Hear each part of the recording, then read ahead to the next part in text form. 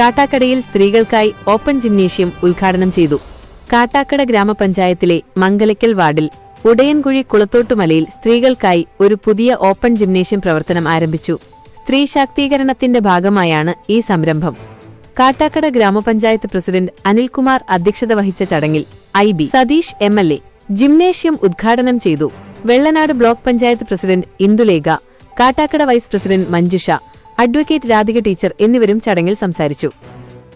ഈ ജിംനേഷ്യം കാട്ടാക്കടയിലെ സ്ത്രീകൾക്ക് വ്യായാമത്തിനുള്ള മികച്ച അവസരം നൽകുമെന്നും അവരുടെ ആരോഗ്യവും ക്ഷേമവും വർദ്ധിപ്പിക്കുമെന്നും പ്രതീക്ഷിക്കുന്നു. സ്ത്രീ ശാക്തീകരണവുമായി ബന്ധപ്പെട്ടുകൊണ്ട് ലക്ഷക്കണക്കിന് രൂപയാണ് കഴിഞ്ഞ 5 വർഷക്കാലവും ഞങ്ങൾ നിർവഹിക്കപ്പെട്ടിട്ടുള്ളത്.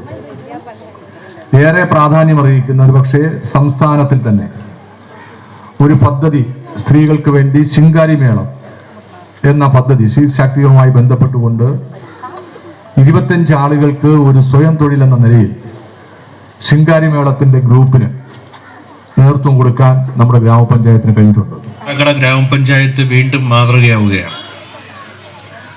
ആനന്ദഗ്രാമം എന്നത് പേരിൽ മാത്രമല്ല, കടലാസിൽ മാത്രമല്ല, അക്ഷരാർത്ഥത്തിൽ ആ പദ്ധതി ആവിഷ്കരിക്കാനുള്ള ഗ്രാമപഞ്ചായത്ത് പ്രസിഡന്റ് ശ്രീ അനിൽകുമാറിൻ്റെ നിശ്ചയദാർഢ്യവും ലക്ഷ്യബോധവുമാണ് ഇവിടെ ഇങ്ങനെയൊരു വനിതാ ജിംനേഷ്യത്തിന് കാരണമായത്.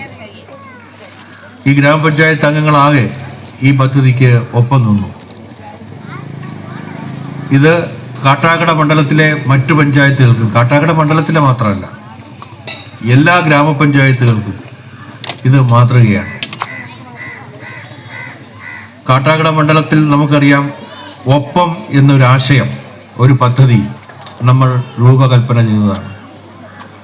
ആ ഒപ്പം പദ്ധതിയിൽ പറയുന്ന ഒരു കാര്യം, ഗാർഹികാന്തരീക്ഷങ്ങൾ അസ്വസ്ഥമാണ്, പലപ്പോഴും അസംതൃപ്തമാണ്, സംഘർഷ നിർഭരമാണ്.